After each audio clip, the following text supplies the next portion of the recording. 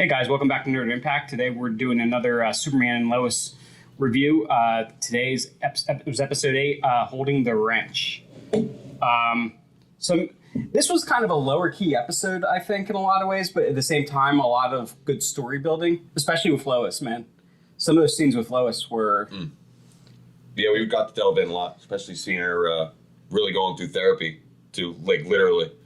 Yeah. It was a deep dive into her Now, was character. that the therapist, was that the actress from Haunting of Hill House? The mother? I'm not sure. Kind of looked like her. Yeah, she did. She looked familiar from something, but I couldn't place it. Okay, so Nick, what were some of your highlights of this episode? Again, Lois, or Elizabeth Tulloch's, her acting in this episode when she's like, especially when she's yelling at John in the beginning. And it was just so full of emotion, and I felt like that was my mom yelling at me like that, and like just feeling like total shit. Yeah, when we were watching it, Nick kept going, "I'm sorry, Mom, I'm sorry." No, it was like very real though. It did have a, it struck a nerve. Like I totally agree with what Nick's saying. Like I felt like I was being yelled at for a minute. Like I had like some of those same things. Like he made a promise to his mom. He wasn't, she'd wait. She was waiting to go out there. He was going to wait to go with her. Yeah, so the plot was pretty simple in this one. So Clark's interviewing, Clark and the DOD are interrogating John Henry Irons, trying to get more information. Meanwhile, John and Lois are back at the farm trying to get into the RV, and there's computers in there. There's a lot of information on the database in the RV. And the AI recognizes Lois, so they have access. But John decides to go back and later, we find out looking for weapons. Yeah.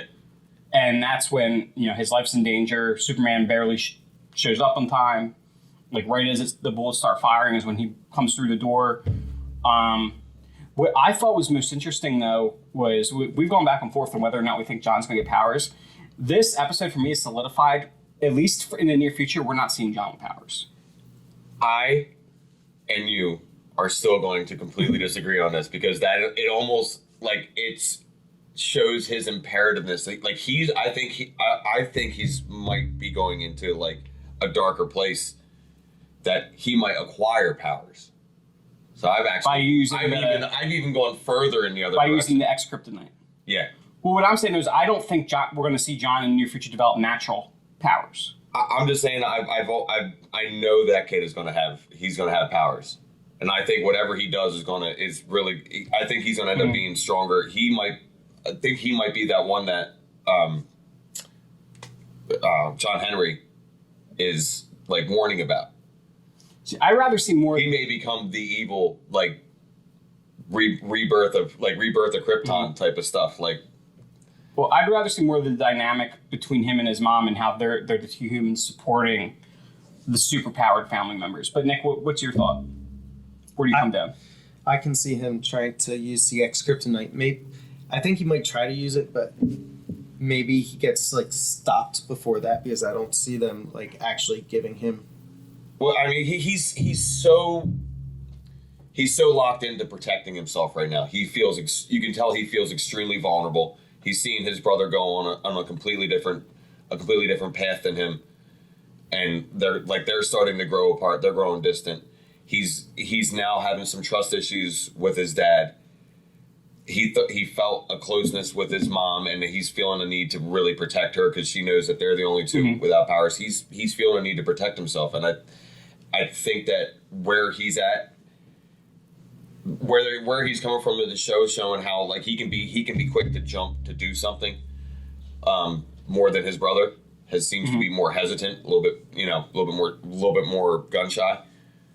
I just see him going to a darker spot to try to do the best thing to try to protect himself. Now, another interesting idea that they presented in this episode, and Nick, you and I talked about this briefly, was that Sam and Clark, I think it was, were having this conversation about it's not only that they're giving people powers.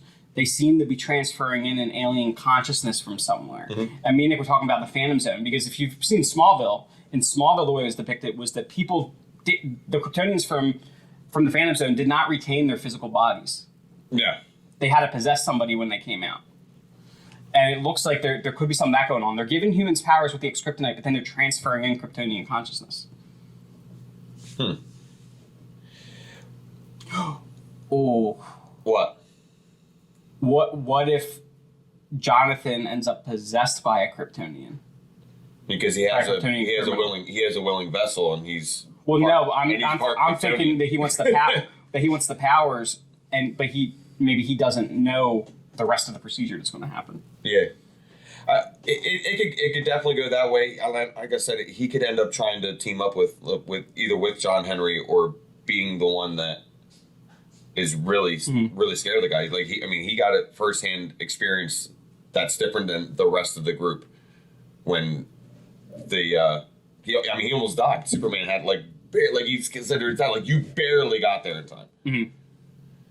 So it's like, he could be dead set on getting, like, he knows this guy wants to hurt his family.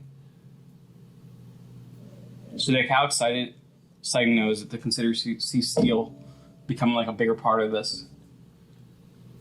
I was not expecting him to end up staying. Well, he's not staying. They offered him, but he said he's taking the RV on the road.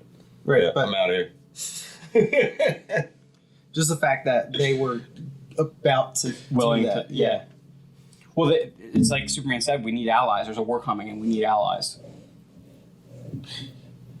Yeah, especially after that interrogation process, man. He looked like he was ready to be done with everybody around that town for a little while. Mm-hmm. That giant army dude looked like he was, before he got kung fu'd into like 9 walls, he looked like he was about ready to do some despicable things to our buddy John Henry. So if this is true, though, that they're transferring in consciousness, why do you think Morgan Edge would want to do that rather than just having loyal humans to him that he's giving superpowers? Who's loyal to him for him giving them that kind of power? I think it might just be for that reason, just for power. Like, But why would he want to bring Kryptonian consciousness into it? Like, why would he want to pull? Because they'd be grateful for him freeing from the Phantom Zone? Like, it could be that simple? that's what I'm saying. I think it probably really is something really simple. It's just like his life is gains and losses.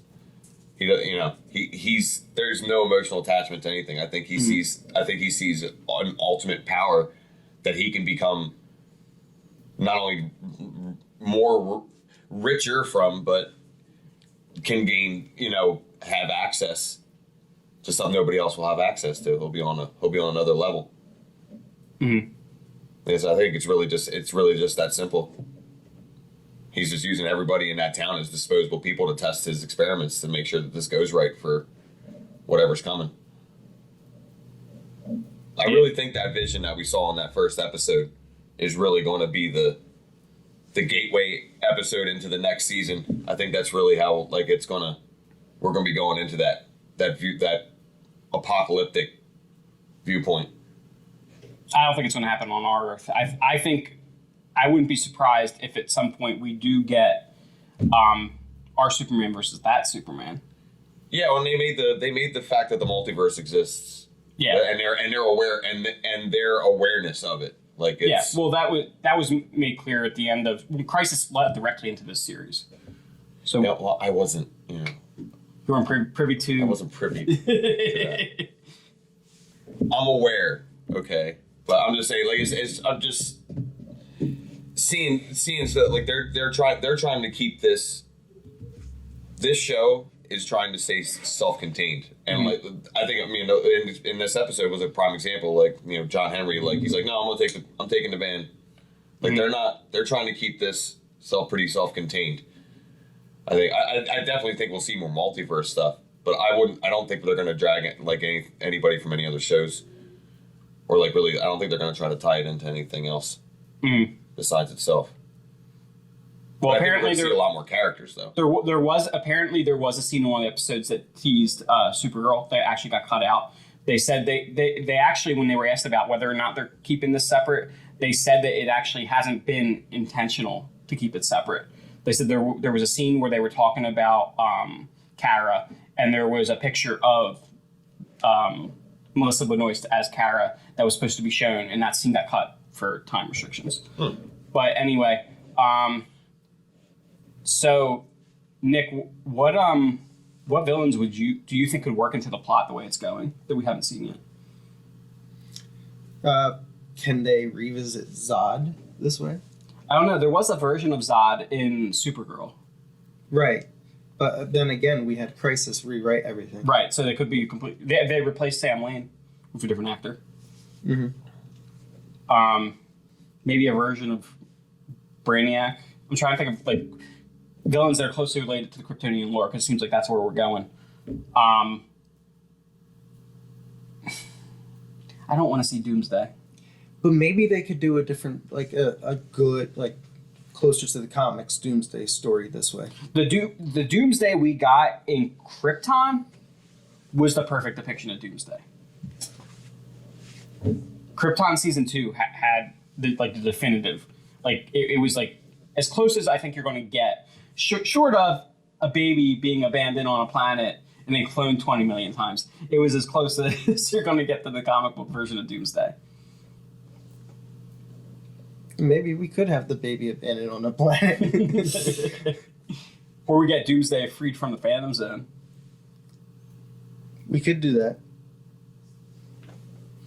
But, yeah, anything else you guys want to say about this episode before we move on to our today's coming weekly?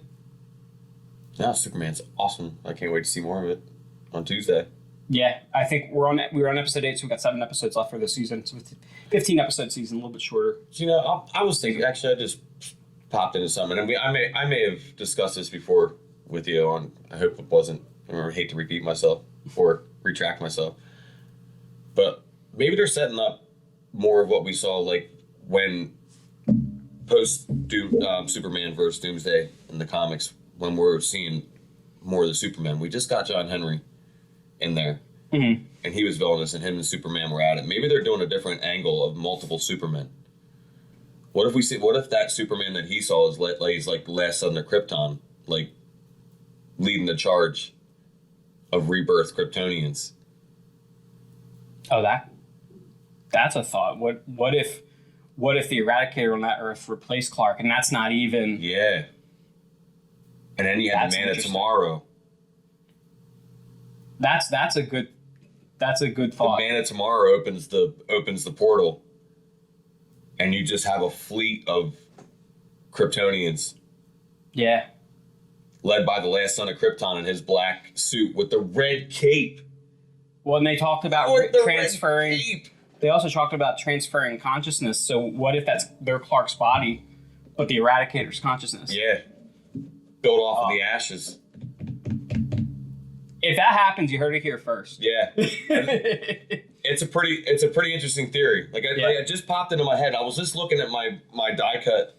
Yeah, because last son of Krypton comic. We talked about how Steel was kind of an inverted version of the origin of Steel from the comics. So what if the whole thing is inverted? Yeah, the whole that they're not positive. Yeah, that the reign of Superman aren't good Supermen. That they're with the exception of Steel. Yeah, and maybe that's why he comes back. He comes back as a warning, like it wasn't you, Clark.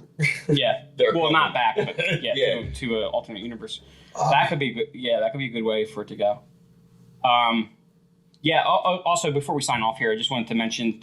I did like what they did with Natalie, with that being so emotionally close to Lois, because apparently her and Clark had a miscarriage, and that baby was Natalie. Yeah, that was pretty cool the way that they tied that in together, and John saw that. Yet another reason too, like where he's trying to protect now, like he sees another version of his family, like I think he really doesn't trust his dad. Like he's keeping an eye on his dad, like, and I think and you see him side with Grandpop all the time. Who's kind of set himself up as a guy like who's going to have an alternate plan to do something. Yeah, like he even pointed out to Clark. He's like, "Don't go down there." I think it was in it. That's something we should definitely talk. That was cool.